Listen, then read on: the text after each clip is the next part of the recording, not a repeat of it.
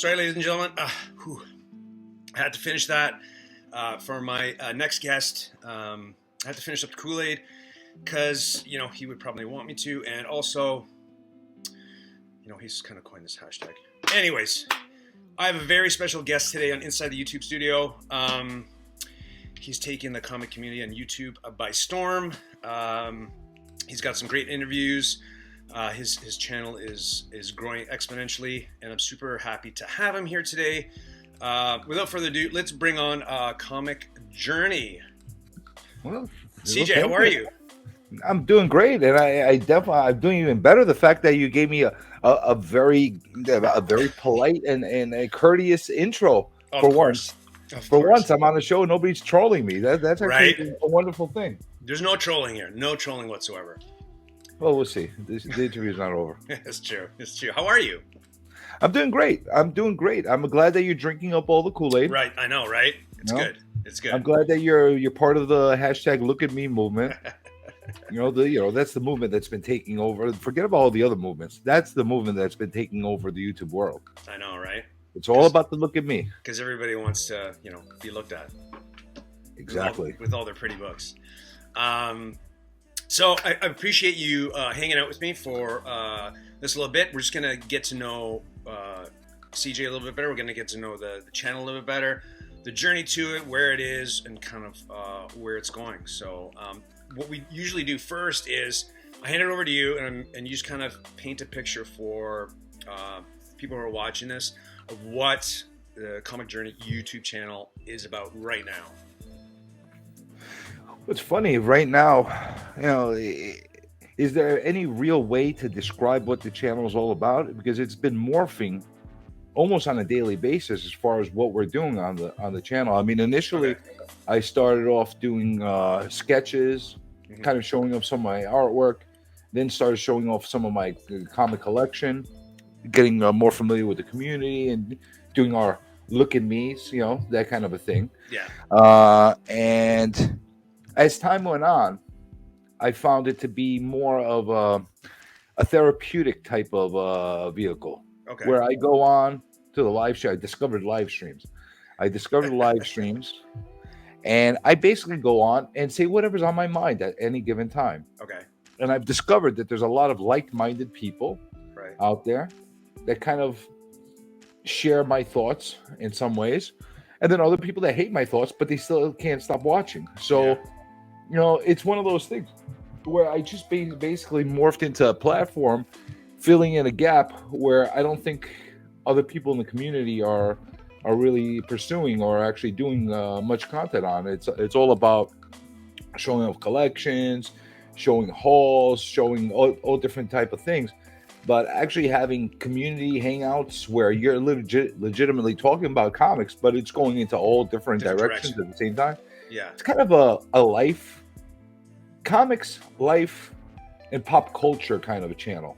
Right. I guess that's where it is right now. I really enjoy. I drop into the live streams once in a while. I do enjoy.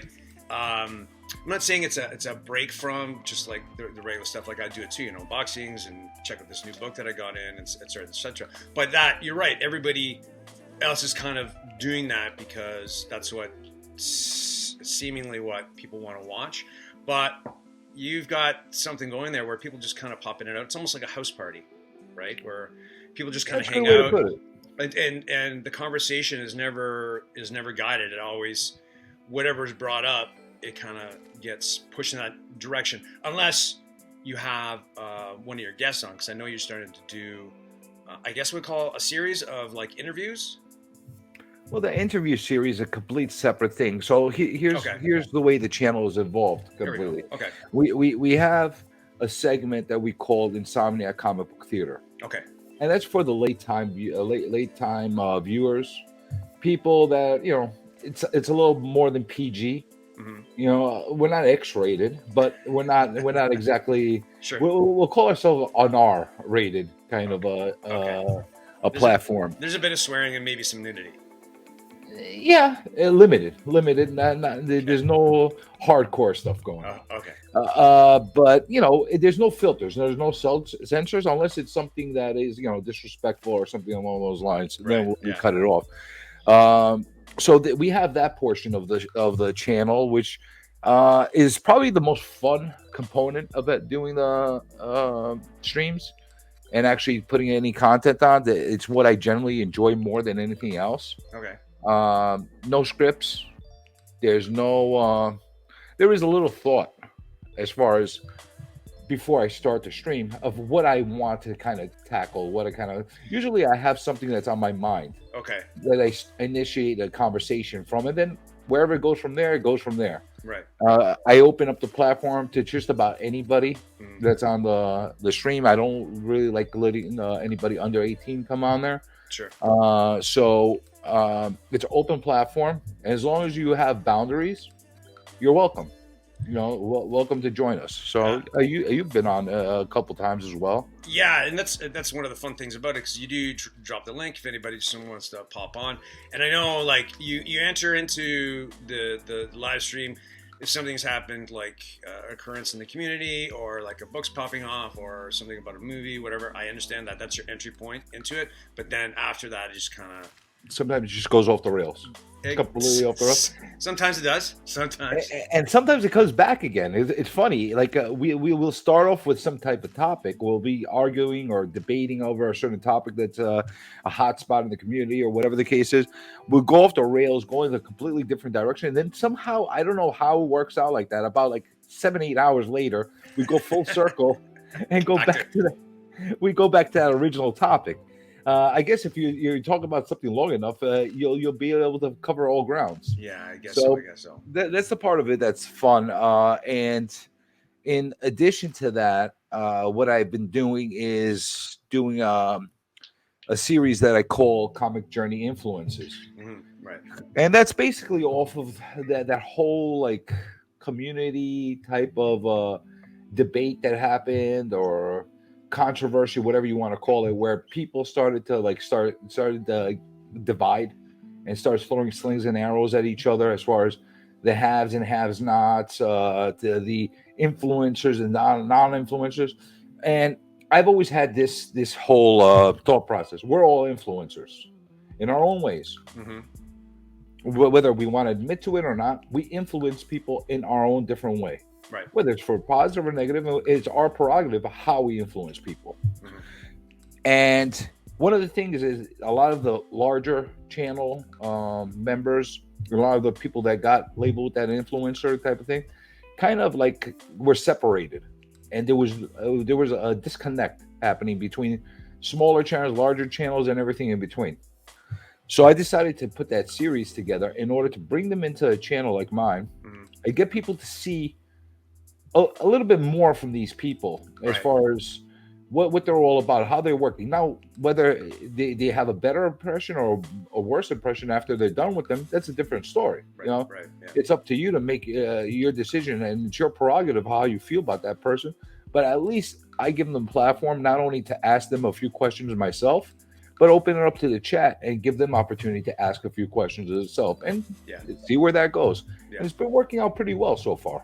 Yeah, I've caught a couple of them, and it's definitely interesting to see the multiple sides to it, because like in any sort of, if it's controversy or in any sort of occurrence, there's multiple facets to it, there's multiple sides to it, and sometimes people only hook onto the one side of it, and then that's when the pitchforks come out, and that's when they kind of either go after a community member or a shop or something like that, or a business. So I like that there's different sides to this, and it's again, it's super casual. Like there's no structure to it, and it's nice that you bring in the chat as well, because people have questions, right? Well, let me just make this clear. Sure.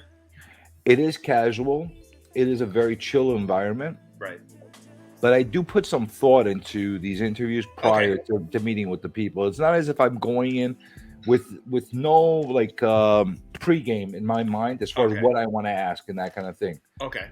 Now, what my model is changes as I see the reaction of the person I'm interviewing. So Okay. if I'm seeing a certain reaction or so I know which buttons to press Okay. and which way to go as far as the conversation is concerned.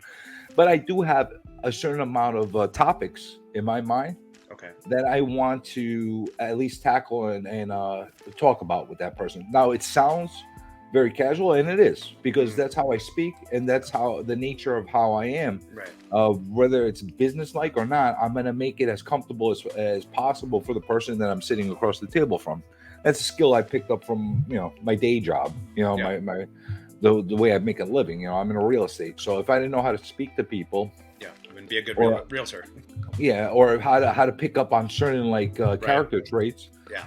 I wouldn't be very good at what I did. So I just kind of brought that over to these interviews, and it's working out well. It really is, and it also gives a little bit of a understanding and a approach for a lot of the smaller channels. A lot of them don't reach out to the larger members, the larger comic community people. Yeah. Because they're intimidated and that kind of thing. And they think they're just going to say no. Yeah, they think, well, you know what? If you don't ask, right, you don't get. Right. It's very simple. Yeah. And if you ask somebody and they ignore your response, your message, guess what? A few days later, send another message. Yeah. They're busy. Yeah. They might have missed it. Right. Yeah. Is there a specific, like some of the guests that you've had, or definitely some of the bigger channels? Is there an intent to who you have on? Like, I know you think that everybody's. Well, I do agree to some extent. Everybody's an influencer to some degree, whether it's about a book, about a product, or something that you do. But is there a specific reason that you're bringing these people on, or is it just like absolutely? There has to be something that they have done that's of some significance. Okay. Whether it's good or bad. Good or bad. Okay. There has to be something that makes them stand out a little bit more than the average pack of channels. You have plenty of channels that they're all grouped up into the same format and the same style and that kind of thing, and they don't stick out for any reason, good or bad. Right. Because it's just the way it is. I'm saying you're always going to have your herds, and you're always going to have the people that stray away from the herds, and they kind of create their own herds, like shepherds. Okay. So, somebody that just has a really, average channel. I hate to say it like that. That you just have a channel, you're showing off stuff, and you have no real personality. Right. Or there's nothing that you do that's different from anybody else. Right. That's not somebody I would choose for that type of format. Of course, but I mean I understand the thought process, but those people that you do bring on, they have large channels for specific reasons, because they are personalities, because they do something different, because of certain things that let's look at it from this perspective. Sure. It could be one of various reasons why I decided to pick up. One, they could be some channel that grew significantly more than any other channel, right. And I'm curious of how they got to that journey. Right. It could be a channel or a member of our community that actually has done controversial things. Okay. That polarized people. Right.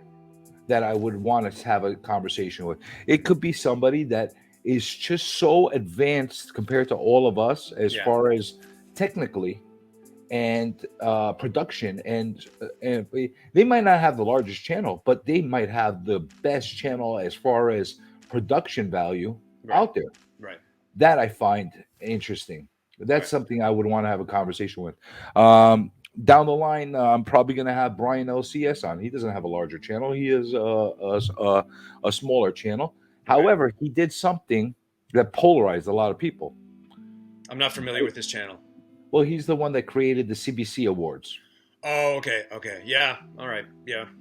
So the reason I'm probably going to have him on is because of those awards that they put on, because I want to have a conversation of how the process is going on with that and stuff like that. Right. There has to be something that one I'm curious enough for myself to want to have a conversation and ask you questions about. Yeah. You know, doesn't mean that I don't like the other channels. It doesn't mean that I won't go have a beer or a cup of coffee with somebody that does other. Yeah. It's not something that I find that people will want to sit and listen to for 2 hours or 3 or 4.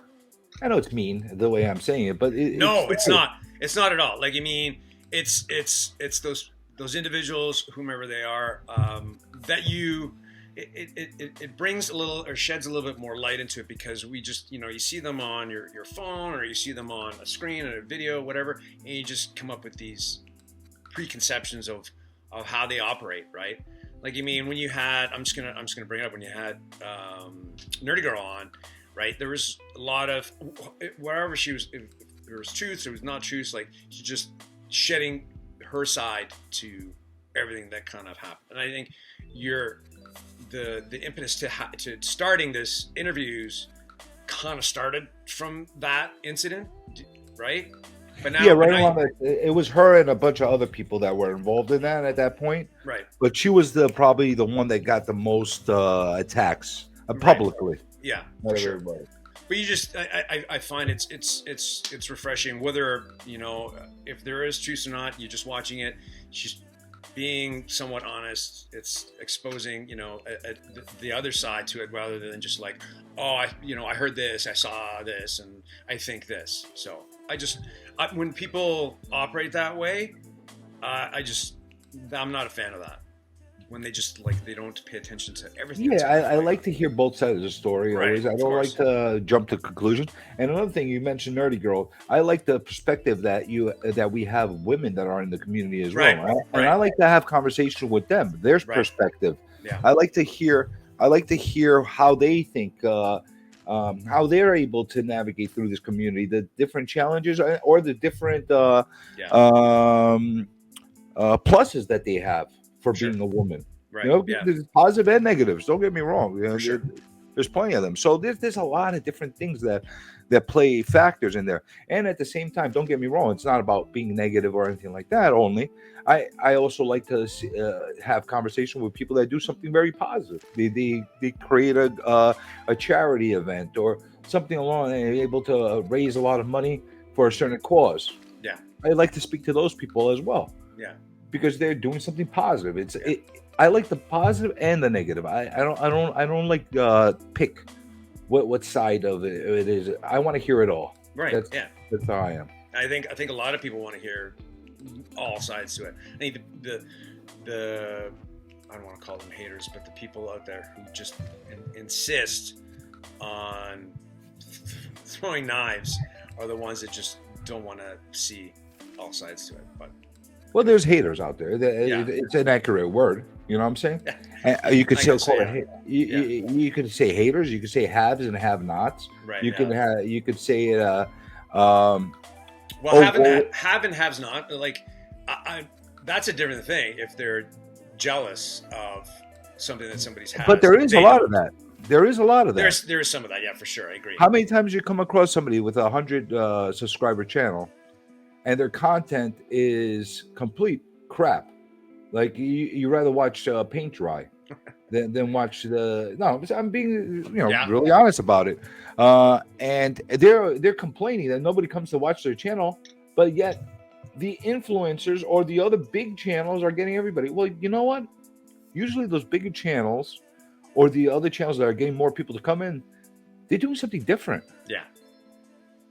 It might be through production. Yeah. It might be through value. It might be through the guests they bring in. It might be charisma. Yeah.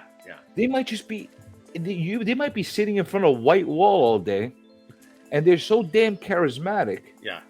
That it doesn't matter what time they're on. You're gonna go and watch their show. Yeah. There's definitely those people who have that. It's the same thing when it comes into anybody in the media. Like, you mean that sort of charisma will get you much further. Right. This is definitely a different form of media, like I mean, and creative outlets. So there's a lot that has to go into it, that to draw an audience. So that's what I mean, the have and have-nots mentality, because Okay. I think everybody starts on even ground when it comes to YouTube, at least for the most part. Yeah. You start a channel. Yeah. We all have 0 subscribers when we first started a channel. Right. Sure. How quickly you grow and how quickly you get more people interested in your content is solely dependent on you. Right. 100%. It's like anything in life. What you put into it is definitely what you're going to get out of it. The amount of effort and the work, for sure. And you get a lot of people, they tell you, well, I don't know anybody. Well, guess what? That's why you have the live chats. That's why you have the streams. You jump into those chats. Yeah. I met everybody. I didn't know one person from this community before I knew them. Yeah. How did I know them? Yeah. Through the live streams, through the chats.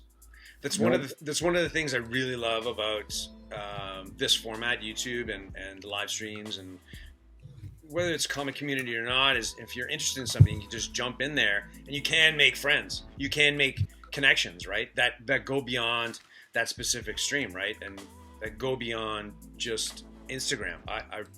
How do we connect? Think about it like this. How do we connect? I think we first started connect just jumping in randomly on different YouTube auctions. Right. Yeah. And I think that's how we first connected. Like I would see you in certain YouTube auctions going in, and I would be in there. Yeah. You would throw some comments. I would throw some comments in there. Somehow we made that interaction. Yeah. And slowly but surely we got to know each other a little bit better. Yeah. And now I've grown to hate you so much. I wanted you on, and for this interview. So. There you go. You did that video, weekly video with Dracula, which I missed, by the way. Yeah, that was unfortunately, we got to a point where there was all these scheduling things that were happening, and then I got really consumed with the whole whatnot thing, which is huge amount of time because I do my sales on Tuesday, and then Wednesdays and Thursdays are a lot of like organizing, getting everything done. So it was just a lot to do. And then frankly, I stopped buying new comic book day. I don't think I've bought anything new comic book day in months and months. So that was I think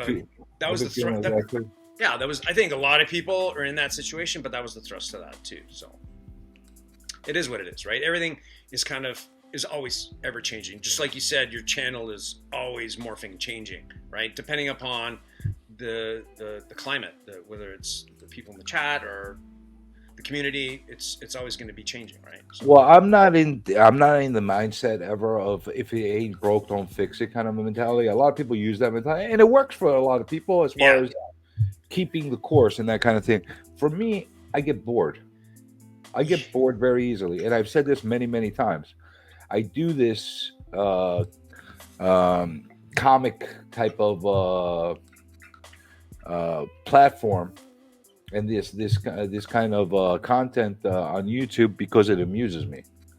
Once it stops amusing me, okay, you just get poof, you're gone. I'm gone. You'll see me gone overnight. Okay.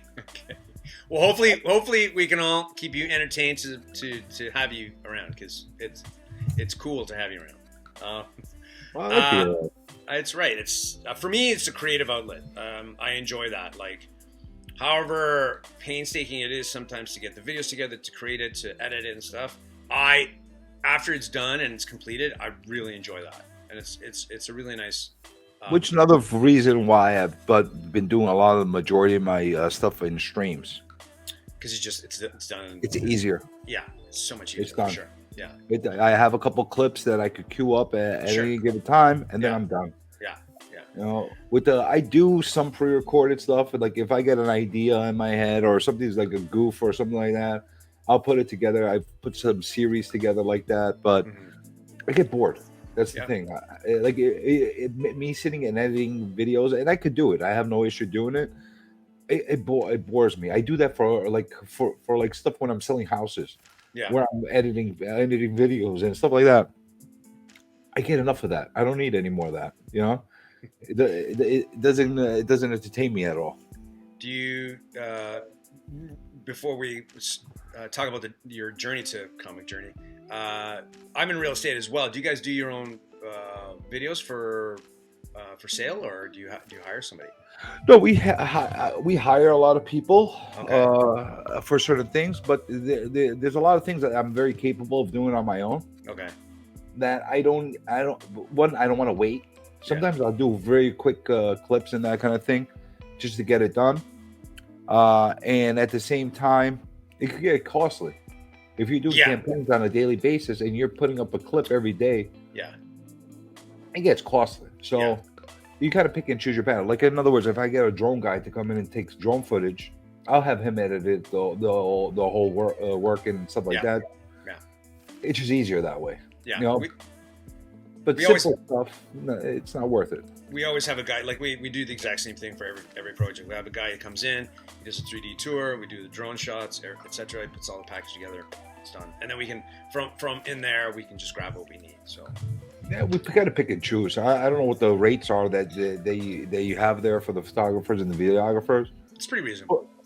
Sometimes it's reasonable, sometimes it's expensive. It all depends on the demand. Like the past 2 years, were during high demand. Yeah, we were getting gouged by everybody. Yeah, on many different levels, because we build as well, so I know about the price gouging. So you know how it is. Yeah, of course. Yeah. All right, so now we have this picture of where your channel is right now. Let's rewind to the beginning. If it's from when you started collecting to get to the YouTube channel, great. What was the process to get there?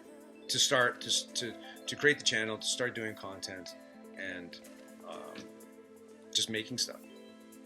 Well, you know, there was a few things that got me to start a channel. I want to use the easy answer as far as Corona and quarantines and all that stuff that got me home and that kind of thing. But the truth be said, I was following a lot of the content prior to that. Okay.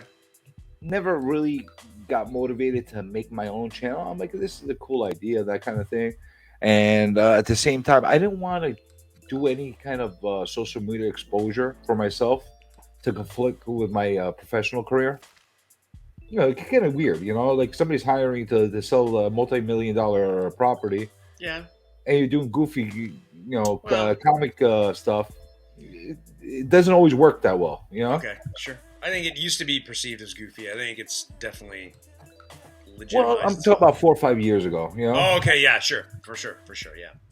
You know, so, you know, I didn't want to cause anything to, like, really, and I'm a very opinionated guy, too.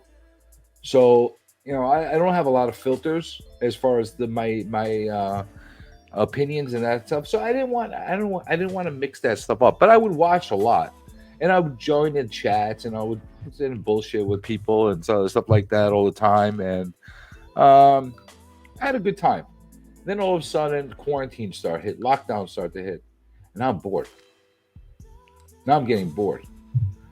I can't go and work the way I used to work. I have too much time on my hands now. Okay. You know. Plus, I was going through some personal problems. I was going through a divorce, and I needed an outlet. Yep. I needed somewhere to go and just be myself. No critiques, no nothing, no.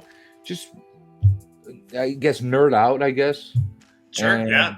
It's the best way to relax, right?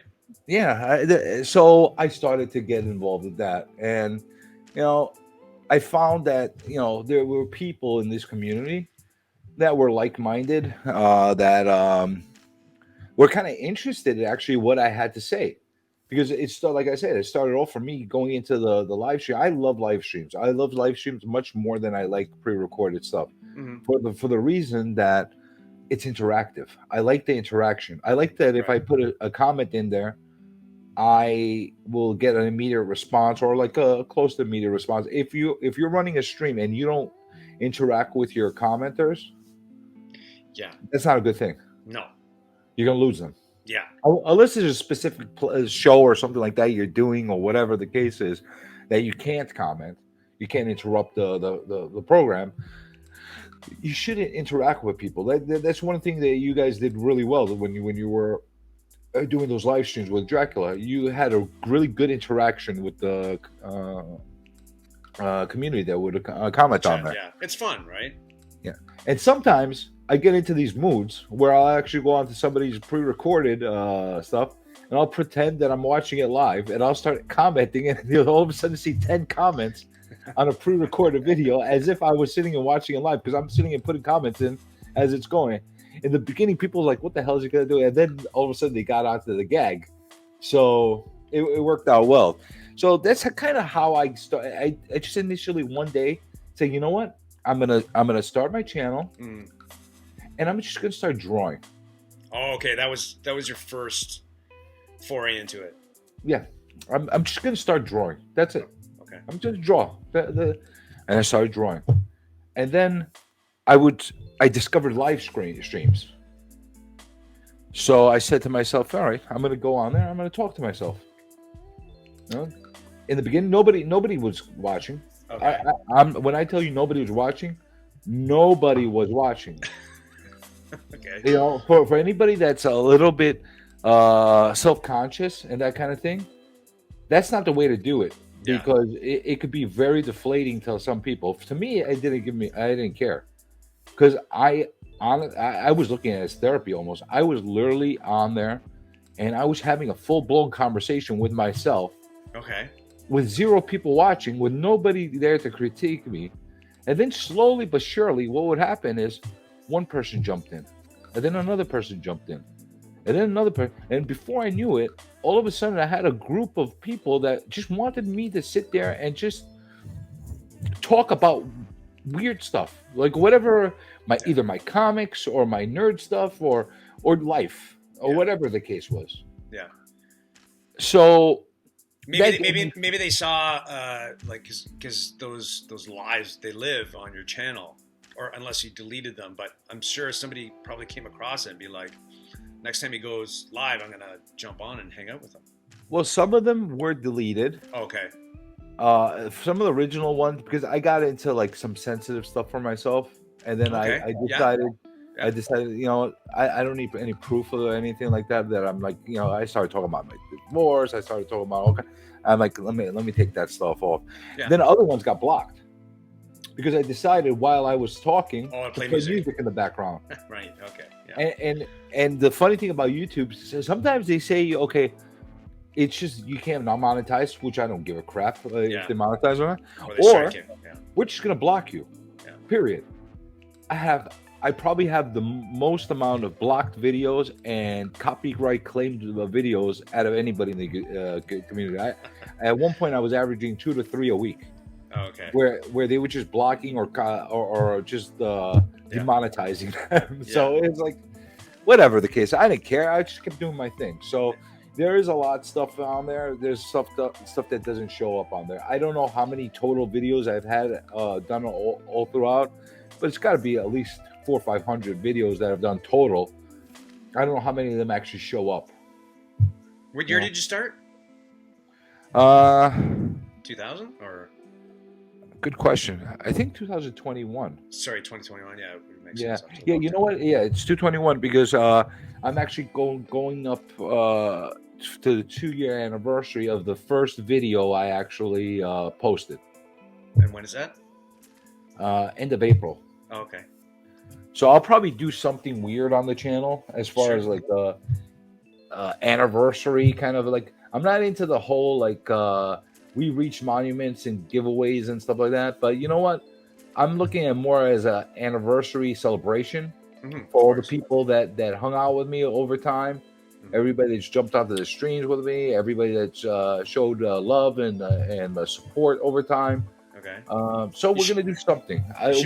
What that something is, I'm not sure yet. You should make it like a formal event. Everybody has to dress up, whether if you're gonna be seen or not. It's a black tie event, and there's formal invitations, and it's like a cocktail party, and you have like, I can even help you. I can make a list of cocktails that you send out, and everybody has to get the ingredients and drink along. Or if it's a mocktail or whatever, that'd be kind of fun. Well, you know what? That's not a bad idea, and I don't know how smart or not smart that is to actually get more alcohol into the people that are on the panels than they usually.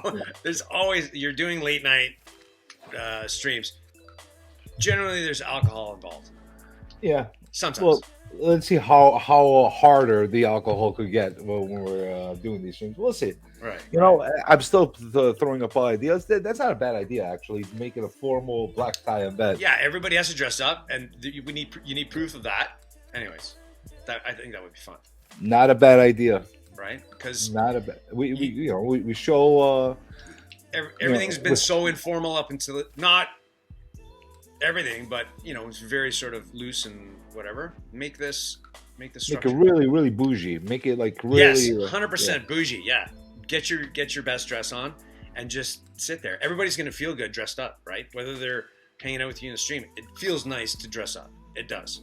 Whether you're gonna be going out or hanging out, it will feel good. For that or undressing, both of them, that too. It goes both ways, right? Of course. We're keeping this PG. I'm being on good behavior. No F bombs, no nothing. Yeah, you know what? That's one of the things that I kind of want to bring up. Like, I've seen your channel, or maybe it's just yourself evolve. Like, when I first started interacting with you in some of your live streams and stuff, it was, how do I say this? Frantic? Not frantic, but it's just a little bit more hyper. Chaotic. It was really wound up, and I feel through sort of an evolution, you've gotten to a point where you still, the opinions and the how you express yourself are still there. It's just there's that little less of that Sam Kinison kind of feel to it. You know what I mean? I'll let you know. The whole frantic thing, the freaked out thing, the whole shaking thing, that's all part of the gimmick. You know what I'm saying? Like, we all got our gimmick. That was my gimmick. I wanted to go that Frank Costanza route. I wanted to go that Sam Kinison route. Yeah. These are the entertainers I enjoyed growing up. Yeah, of course. Andy Kaufman. Like, I enjoyed these kind of things more than anything. The thing that changed over time is the streams have gone longer and longer and longer. Yeah. And I can't keep up the same intensity and the same, insanity for a 7-8 hour stream, or I'll burn out. Yeah, you just pass out. So I got to pace myself a little bit more than I usually do. But however, you catch me at the right time in the right stream at the right hour, and you'll see a whole lot of that happening. And I could just go for a couple hours going like that. Okay. It all depends on what time and what point of the stream. That's the funny thing is, one of the things I actually take a lot of pride in, as far as my streams are. Most live streams, if you don't catch them live, more than likely people don't go and watch the replay. It doesn't happen that unless you're Joe Rogan or something like that, and you have like. Okay. Yeah, I don't see that a lot, but something I take a lot of pride in, and I've noticed through analytics on YouTube. Yeah, I get a lot of replay value. Oh, okay. Where people the next day, the day after, if they missed that late night stream, they'll go and watch what they missed. And the thing is, there's usually something everybody's missed during those streams, like that goes off the rails. Right. And it's fun because, like, a lot of times I'll talk to somebody and they'll tell me 2 weeks later, I saw that stream and you guys did. I'm like, that was like 2 weeks ago. Like, well, it took me time to catch up on it, but I've been watching the whole, like, an hour at a time. I'm like, that's great. That's awesome. That is awesome. Yeah. That's awesome. So I take a lot of pride in that. Like, the people value it enough to want to actually go and watch the replay in that. Yeah, they feel if they've missed out and they want to still participate and they just want to see what you guys were talking about. So sometimes it's pretty in depth and pretty serious, and sometimes it's super hilarious, super funny, and sometimes it's it gets cringy and crazy. It's all kinds of stuff. You know what? It's a mishmash of life, that stream. Right. Yeah. And depending on the cast of characters you get on that panel at any given time, because I've done plenty of them by myself, where I'm on the entire stream by myself. Yeah. But more and more lately, I've been seeing more panel members jumping in, and people actually like, if I don't drop a link at the beginning or at some point during the stream, people will ask me, like, can I come on? Where it blows my mind, actually. It blows my mind. Like, why do you want to come on and hang out with me on the freaking stream? I'm like a mental patient. You want to hang out with me? Okay, let's. It's the same reason. I think it's therapy for most people, just to hang out. It's a connection. Like, I can go and hang out with my friends who, longtime friends that are here, but I can't sit down and talk nerd stuff with them. They're just not into that. We connect on other things that we have in common in life, but I really don't have a group of friends here, aside from, like, Drax pretty close, but I don't have a group of friends I can sit and just nerd out with. It's not going to happen. So me jumping on a stream, or either I'm in the chat or jump on video. Well, we're your friends. Of course. No, that's the point that I'm getting to, and that's why people kind of want to jump on. They feel that camaraderie, that friendship. So I completely understand why they would want to participate. But I always had I always found it weird. I'm like, really, you really want to jump on with me? Like, okay, no problem. Let's talk. Listen. The one thing that I know that I don't have a problem with is talking. Yeah. Okay. You want to talk? We could talk all day, every day, whatever the case is. It was just something that I find interesting. And as far as finding, that's the thing that I felt the morphing of the streams and the channel actually helping me be able to connect with everybody a little bit more. Because for me, it is about nerding out and like talking about all our weird crap and our collections and all that stuff. But at the same time, that's not my life. That's not the only thing that comes in there. So if we're talking about, stupid Funkos or comic books or whatever the case is that we're talking about as far as what we're collecting, and all of a sudden we're saying, oh, so what'd you do last night? Oh, I went on a date and that kind of thing. That feels like more of a real conversation to me. Okay. Instead of having a panel of people just literally for 2-3 hours showing a bunch of books. Yeah, you're right. And not having any interaction other than, oh, did you know that, like, Superman is now allergic to turquoise kryptonite? And that's fun, talk about that. But, I can't have a conversation about that for 5 hours. Yeah. No, I agree. There's more components to me than just my collections and my hobby. I could talk forever about it if there's something I'm animate about. You want to argue about first appearances, Hulk 180 versus 181. We could talk and argue about it for hours. Right. No problem. But at the same time, I can't. I will get bored. It's like what I told you before. Once I get to that point where that's all we're talking about, and there's nothing else that's filtering into the conversation. Yeah. Then I feel like I'm not amused anymore. I'm bored. Yeah. I think a lot of people have.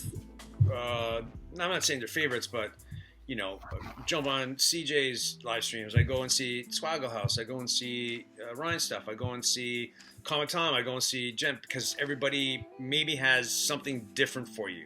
Mm-hmm. And I think that's awesome to have that. There's so much out there. If you want to sit there and watch 4 guys open boxes and look at books for 4 hours, you can find that. But if you want to find, you can find plenty of that. Yeah, but if you want to find a couple, some people hanging out just talking about, I'm not saying just life, but just like nerd stuff, movies, whatever. And if, dating stuff pops up, you can find those channels too. Well, think about it. You go out with for the first time with a girl. You decide to take her to Black Panther 2. Yeah. How did that date go? Yeah, right. I know. Yeah. And like, did she think you're like a geek? Or like what happened? People want to know. These are the conversations that I think are like fun and I think people can relate to. Yeah, for sure. Yeah. Sometimes I'll only go so far with it. I still want to just still have that nerdiness about it, right? Well, don't get me wrong. The whole platform is based off of our nerdiness. Yeah. That's at its core. That's what. That's what it's all about. That's what we're talking about. But if it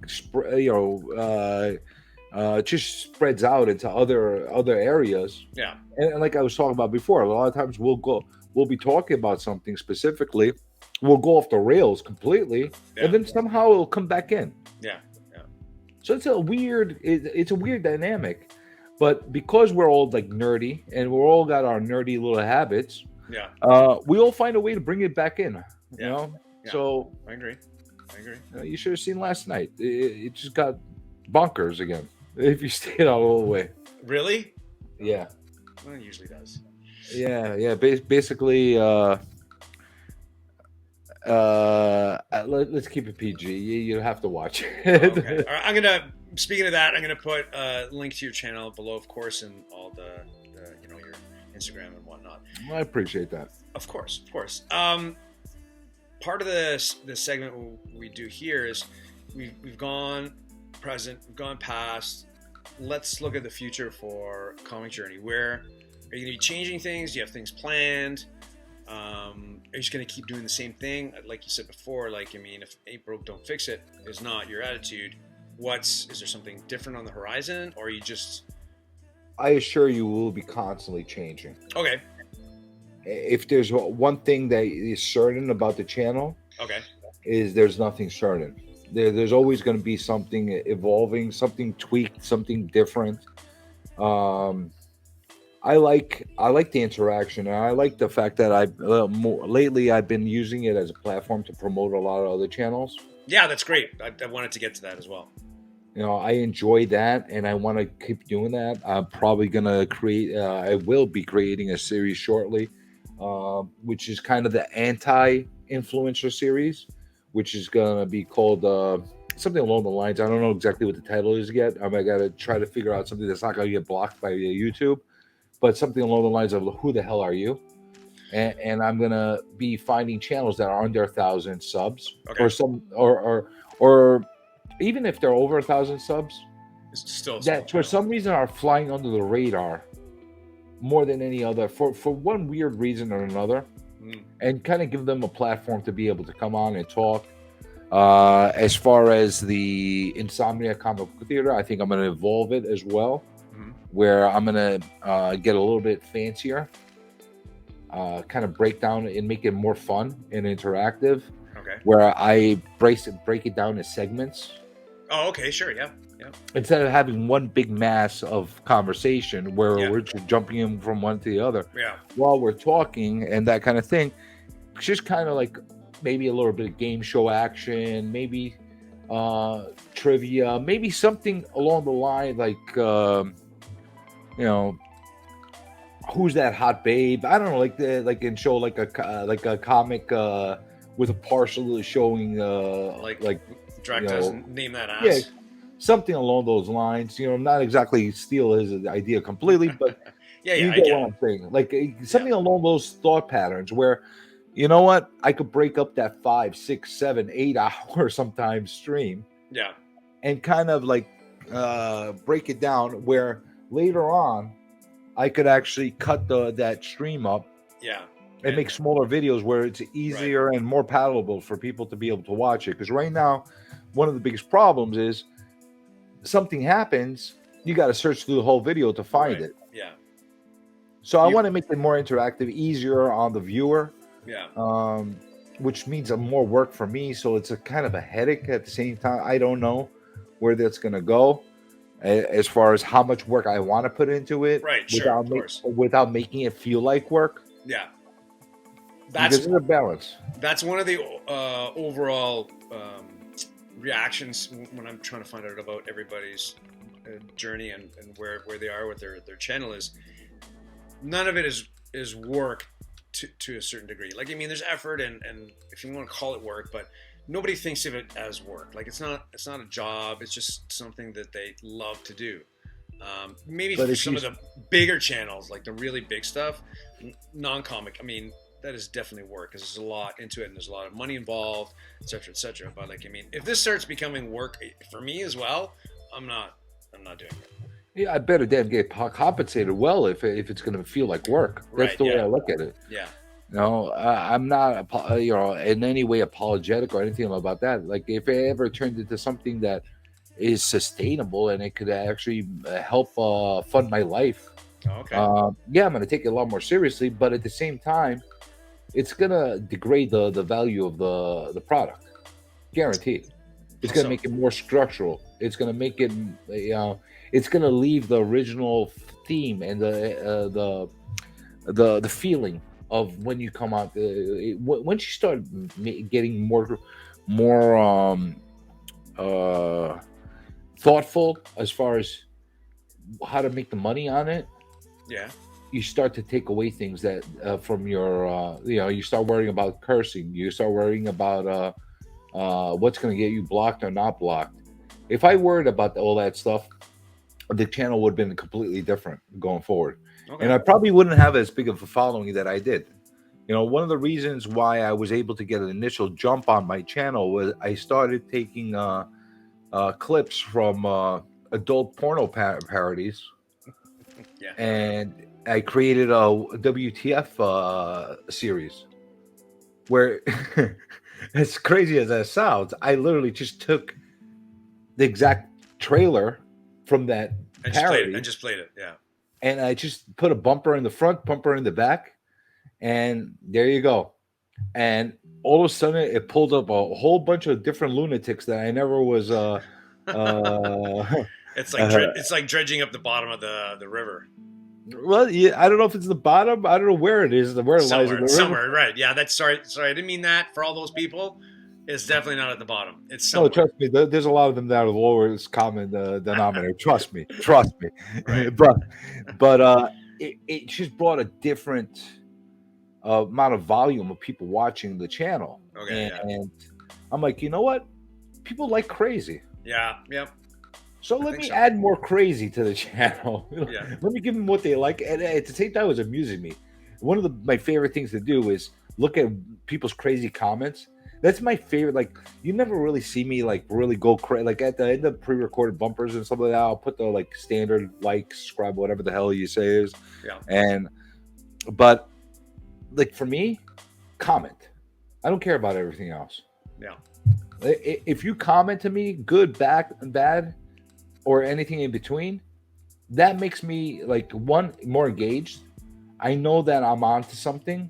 Either if I pissed you off, then mission accomplished. Right. If I made you feel good about yourself when you're watching it, mission accomplished again. Okay. If I hear nothing, I feel like I didn't accomplish anything. Okay. So I like comments. That's what makes me feel good about my channel, and it's not glamorous as far as like becoming YouTube famous and making money off of it and that kind of thing. I have channels on other platforms that have a much higher subscription and following and that kind of thing. You have to have a lot. I mean, when I tell you a lot, you have to have a lot of people viewing your stuff on a daily basis. Yeah, I know. Yeah. Consistently. Yeah. Before you can to make anything. Take advantage of it. Yeah, I know. And you got to be very cognizant as far as how to make the videos and making sure that you hit the right demographics. It becomes into a science. Yeah, I know. So, like I said, if you ever grew to that place organically, so be it. Then I'll have to sit down and really think through how I want to really move forward with it. Okay. Yeah, makes sense. Yeah, I guess anybody who gets to that point would definitely have to make those choices for the channel, right? Yeah, that's exactly it. Without compromising the integrity of the product. Yeah. It's a delicate balance. Of course. A very, very delicate balance. I'm not a big believer. I actually am anti-memberships for channels. What do you mean? You know how a lot of channels, they have a membership for, right. Okay, yeah. You could join for $1.99, $4.99. Right. And I'm looking at the memberships, and a lot of times they're not offering much. Sometimes they'll give it like some kind of like monthly giveaway or whatever the case is. But in a lot of cases, they're charging $4.99 or $9.99 or whatever the case is to support their channel. For what? For the same content that they were just getting. You just get it earlier. Yeah, like it almost feels like disrespectful to your audience by doing that. Okay. Unless you're HBO Max or your Netflix or you're one of these other platforms that are giving you great original content, you're giving us The Last of Us. Yeah. For that $4.99 a month, $9.99 a month. Sign me up. why am I paying every single channel that kind of rate? You know, so I'm anti that kind of stuff. I'm anti a lot of this stuff like that. The only time I'll ever probably, and I'll probably not even do it then, where the thought will go through my mind as far as a membership would be when I'm finally complete, because one of the things I'm doing is I'm writing and drawing my own comic. Oh wow, okay, interesting. So when I actually get to that point where I'm complete, I'm not sure what vehicle I'm going to use in order to get it out to the public. Like Kickstarter or something like that? Yeah, I don't know if it's going to be Kickstarter or the Indiegogo, or I might just say, you know what? I'm going to make a membership on my channel, and everybody that purchases a membership will get with their membership will get a copy delivered and shipped to them.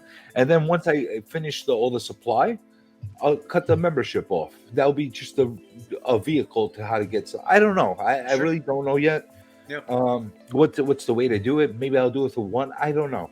That's another reason why I have my Whatnot account, because I'm thinking forward when that actually happens of having a place to be able to distribute that stuff. So we'll see. It'll probably be a flop. People will hate it. Freaking. That's how much it sucks.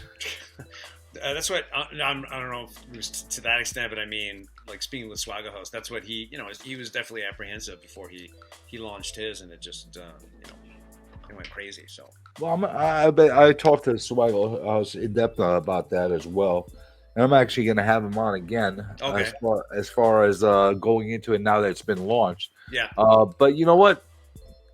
I envy what he did, and if I had to redo everything again, I would probably do it the way he did it.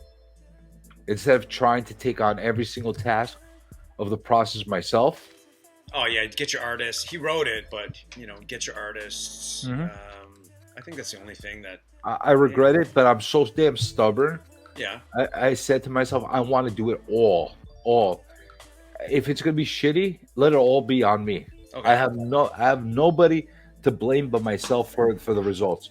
Right. And if it's a success, I have nobody else that could take the glory from me either. Of course. So you have to have an ego. Mm-hmm. And by the way, everybody here on YouTube has to have an ego to some extent. People don't admit to it, but you have to have some kind of ego if you're going to be going on and doing live streams or making videos and showing yourself off on a daily basis. For sure. You have to have, like, there's something that's driving it. Everybody likes to act the modest route, but you know what? If you're going to be doing a look at me all the time, and you want all eyes on you, and you want people to subscribe to them, there you go. You better have a damn ego. Yeah. Or a strong ego. Or a strong ego. Something. Maybe a little bit of ego. Okay. I don't want to take up much more of your time. I think I'm getting a better understanding. Hopefully, how long are we supposed to run here? How many hours do you want me here for? No, that's good. We're going to start wrapping it up. We've got the questionnaire. I told you at the beginning, there's 10 questions. This is from Bernard Pivot. He created these questions. He was a French journalist, had a show in, I think it was in France. And then James Lipton took on these questions when he was doing Inside the Actor Studio. And I'm continuing it now with these questions just to get to know Nick a little bit better. Behind these are not going to be some kind of weird Canadian questions about Sasquatches or maple syrup or anything like that. Sasquatch or Yeti? No. No, nothing like that. All right. It's not. No. Sure. No. So I'm not prepared. No, there's no preparation for this, and that's the beauty of it. If you want to light your cigarettes, take a drag, relax. I'm ready. I'm ready for your questions. Don't worry. Okay. What's your favorite word? My favorite word. Yep.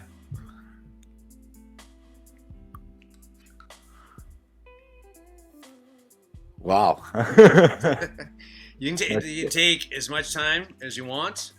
You can be here for hours. My favorite word is perspective. Perspective? Okay. Because we all have our perspective. Okay.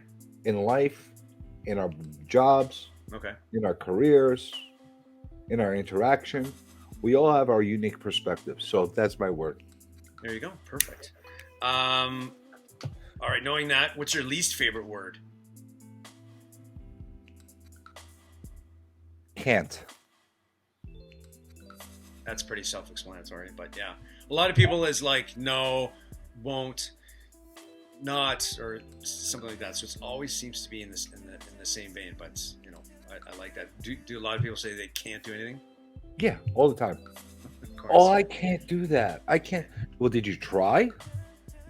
Well, yeah. What's your definition of try? You thought about it, but you didn't actually do something. But you thought about it, right? Right. Yeah. Or you want somebody else to do it for you. Right. Yeah.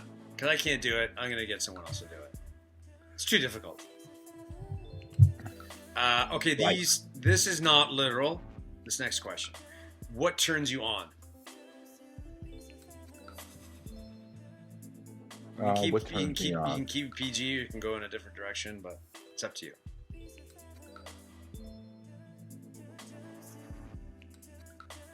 I don't know what the better word is, target or goals. But what turns me on is knowing that there's something that I'm looking forward to, that I'm growing to in life. Okay. There's some kind of motivation for me. Okay, so you always create those goals for yourself? It's not necessarily I create those goals.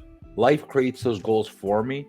Okay. In my mind, as I'm going through things in life, opportunities present themselves, right, which create more motivation for me. Okay.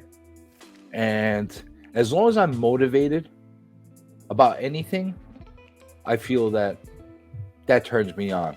Oh, okay.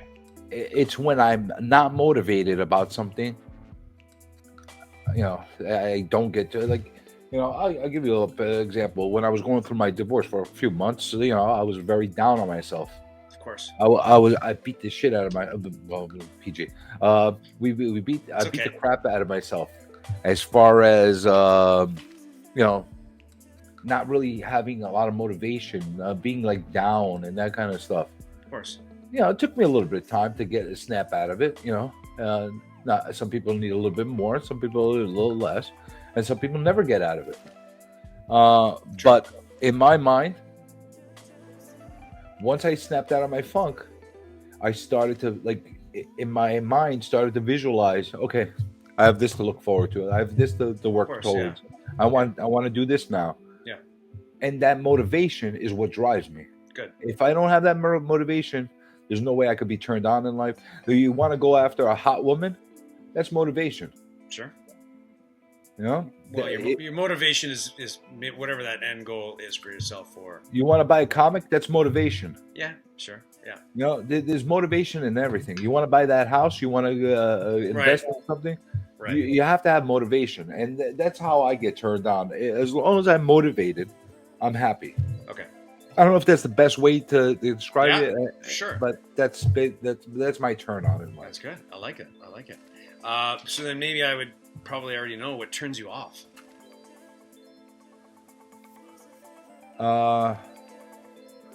What turns me off is negativity. Mm-hmm. Depression. Oh, okay. Self-inflicted depression. Okay. There's something that a lot of things a lot of people talk about this in the community all the time and stuff like that. A lot of people are depressed all the time. I feel that depression is something that can be inflicted from within.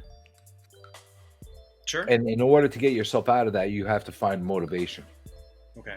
Yep. Yeah, that's why I thought they're going to be tied together. I don't like negativity. You know what I'm saying?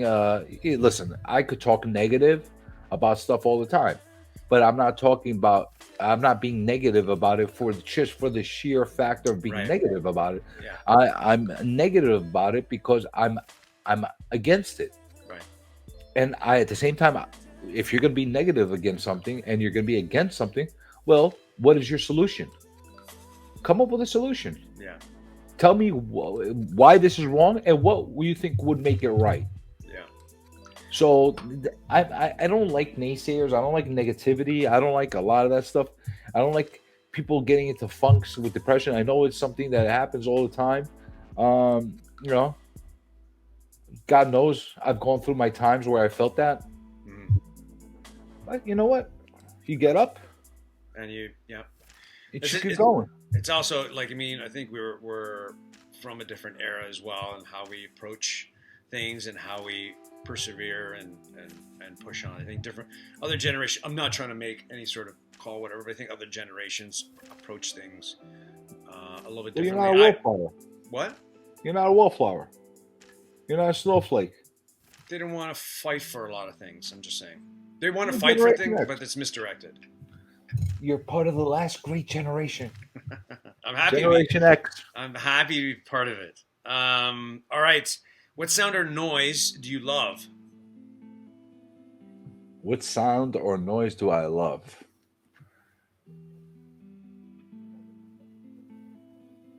The sound of a beautiful woman breathing in my ear.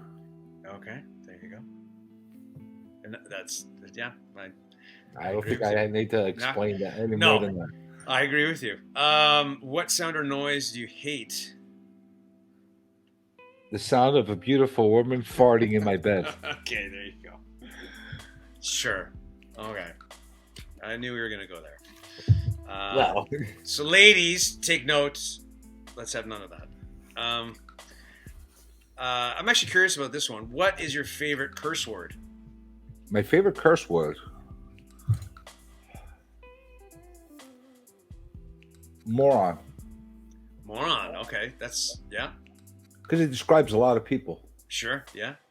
And I use it all the time. I mean, you can still use it. You know, and I can use it in different contexts. Like I say, I call a person a moron. I could say they're being moronic. Yeah. I could use it in plural. Look at all these morons. Morons, for sure, yeah. Okay, 2 more questions.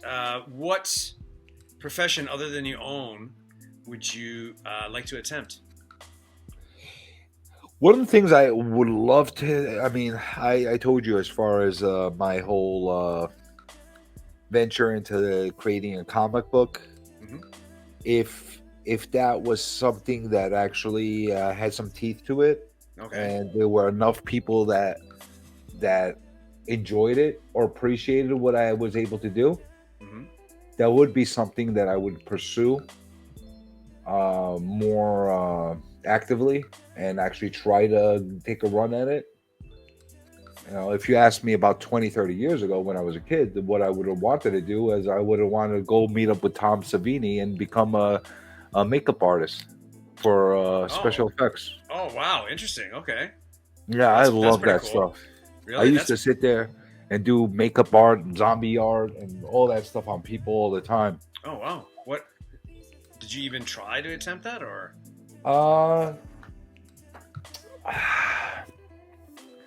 Not enough motivation in order to give up things in life. Yeah. Okay. I never allowed myself at that point to say, you know what, I'm going to be broke and live in my car in order to reach this dream. Sure. I always felt I needed to work. I needed to make a living and that kind of thing. And I got caught up in the rat race with a lot of stuff. Oh, okay. And actually with my comic stuff, it was something that I got caught up in the rat race and abandoned for many years. The reason I got back into it is my kids, unfortunately, as it is, when I was moving out of the house, saw a lot of my old boxes with a lot of old sketches and a lot of old artwork that I had done and some storylines and stuff like that. It said, we didn't know you could draw and that kind of stuff because, you know, dad was like boring dad that goes back and forth to work and, you know, every they didn't know, takes them out to the park and that kind of, they didn't know that there was something more to him as far as doing stuff. So because of that reason, they kind of like gave a spark to me. You know what? I abandoned this. I'm going to get back into it. Whether I succeed, whether I fail, as long as I accomplish and I finished what I started, mm-hmm. I will be happy. Okay. Well, you're not going to make everybody happy. Like there might be that one person that might be your kid that says that's the greatest thing on earth, and that's enough for me. You know what I'm saying? Yeah, that's cool. I like that. One more question, and then we're done. Okay. If heaven exists, what would you like God to say to you when you arrive at the pearly gates?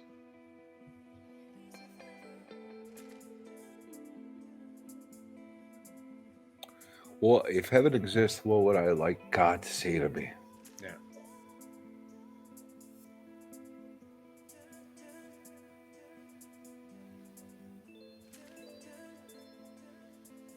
That's a great question. That's why we're getting to know, CJ a little bit better.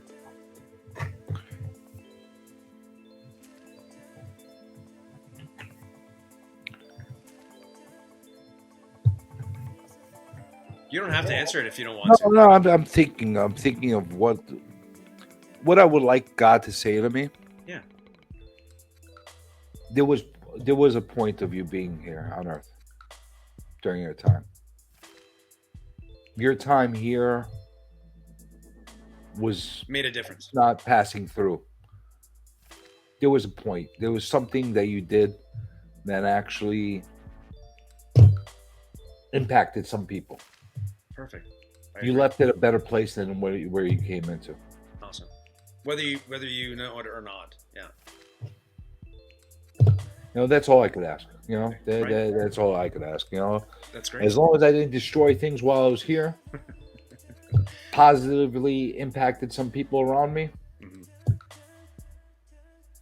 Mm-hmm. And left this earth with you made an my name as clean as humanly possible. That's all I could ask for. There you go. Perfect. You survived. Survived, huh? You survived the questions. You survived. You did well. There's a lot of in talking with a lot of people. There's definitely a lot of commonalities. It's just we're all human. We all kind of, I hope, we sort of think the same things, right? We just want good things for other people. We want to do good things, and we want to leave a mark on this earth. So I appreciate you answering those questions. So, well, you asked them what I was going to do. You put me on the spot. You could say no. I could, but then what's going to happen? It would have been way more. It would have been way more dramatic. Well, what's this guy gonna? What's he hiding? Why is he not answering the question? I know, right? All right, CJ, that's it. I don't want to take up any more of your time. Just to end off the show, I want to thank you so much for hanging out with me. I love hanging out with you in your live shows, hanging out with you in chats. I appreciate you taking the time right now. Is there anything you just want to say and parting before we say goodbye to everybody? Well, first of all, thank you for having me on. Of course. Which I'm a very big advocate of saying thank you to people. For sure. Because not enough people say that in our community. Of course. So, thank you. You are one of my favorite Canadians. Oh, wow. Thank you. Community. Okay. Awesome. Thank you. I appreciate that. You definitely are. I definitely am happy to have joined you and answer your questions. And at the same time, I'm really hoping to see more and more of this kind of content coming from you. Thank you. I'm trying. Going forward. And I appreciate all the stuff that you've been doing on Instagram as well. And hopefully we make things happen and we meet up in either Terrificon or Toronto. Oh, it's booked. We've got there's Swaggle House just told me he's coming to Terrificon too. So I think Vancouver's going to be there. Anyways, those are just rumors. But it'd be awesome to see you in Terrificon. I will do my best to come. I have already booked for HeroCon, and not sure where. I'm definitely going to go to New York since it's here. Right. HeroCon is booked and ready to go, so I can't back out now. Of course. And to be quite honest with you, it all depends on my schedule with my kids during the summer. So if I know that if I don't have them for that weekend, then I'll definitely take the drive over to Connecticut and make it happen. Right on. It'll be a fun time. That being said, thank you everybody for hanging out with us. I hope everybody's a fantastic day. You know what to do. Oh yeah. I'm gonna finish my Kool-Aid. Oh yeah. And like, subscribe if you're not following. I hope everybody's a fantastic day, and we'll see you later. And leave a comment. Take care, everybody. Cheers.